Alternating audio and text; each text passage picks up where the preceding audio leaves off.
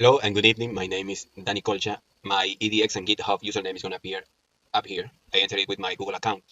I'm from Guayaquil, Ecuador, and the title for my project is called DECE Solutions, which stands for Departamento de Consejería Estudiantil in Spanish. Okay, so the thing with my program is that it's a database that is trying to solve a problem that we are having right now in our school, where we don't have an actual system to register the kids that have different learning types of accommodations. I'm going to start by choosing a new database. I'm going to create one. I'm going to choose one. I'm going to go for the name of test. It's just called test, lowercase. And now I'm presented with a sub menu. Okay, the first thing I'm going to do is add a student. Full name, I'm going to add my full name, Danny Colcha, and the grade is going to be 8th Tesla. Okay, the age, my age, 35 right now, type of accommodation, type 1, and recommendations, be happy. Okay, just for the sake of the example.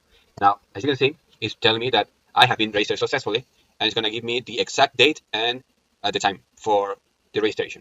Let's just try to mess with my program. Okay, let's go and add another student with the same name, exactly the same name, but this time this one is from 8th Lamar.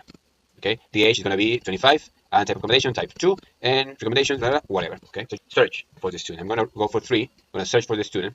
I'm going to enter the student's name, but I made it so that it could actually find the student even when you write it partially. So in this case, I'm just going to go for Dan because I don't remember either it's Danny or Daniel. I don't remember. Just going to go for Dan.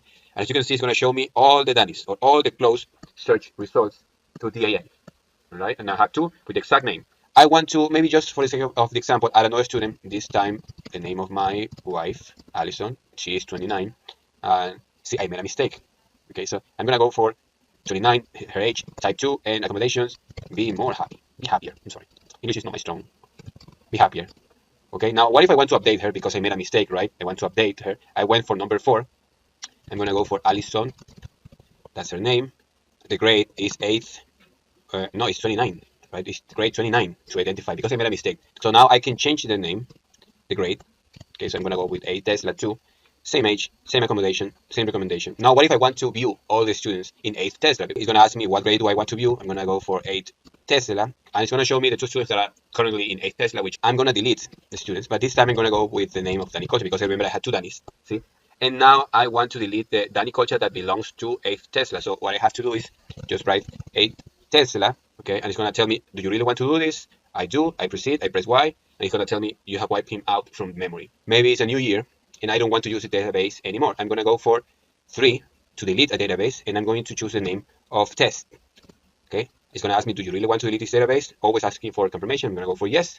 And now, if I want to connect to that database to test, it's going to tell me it doesn't exist. See?